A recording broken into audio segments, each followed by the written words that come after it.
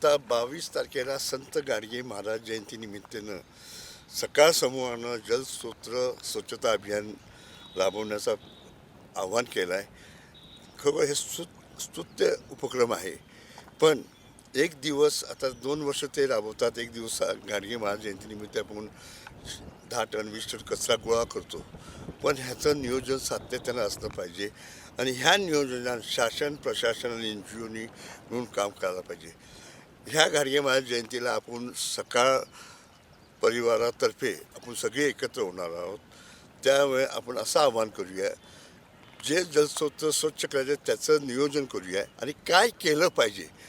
कचरा उठवणं हा एक आत्ताच्या झालेल्या कचरा उठवणं हा एक त्यातला मुद्दा आहे.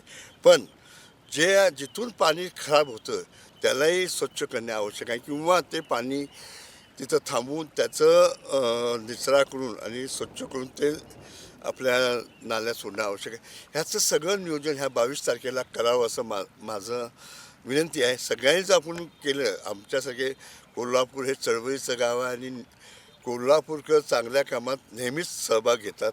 सर्व जे NGO आहेत, नागरिक आहेत किंवा ज्यांना पर्यावरणाची आवड आहे अशी लोक एकत्र येणार 22 तारखेला. त्यानिमित्तानं आपण एकत्र होऊया आणि हे पुढच्या 5 वर्षात कशा पद्धतीनं एक एक स्रोत स्वच्छ होईल.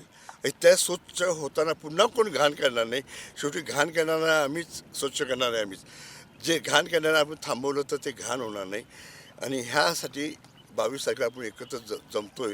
त्यानिमित्त हे आव्हान करतो की पुढच्या 5 वर्षात ही जलस्रोत स्वच्छ करण्याचा एक नियोजनबद्ध कार्यक्रम करूया. त्याच्यात शासन प्रशासन आणि NGO एकत्र मिळून काम करूया.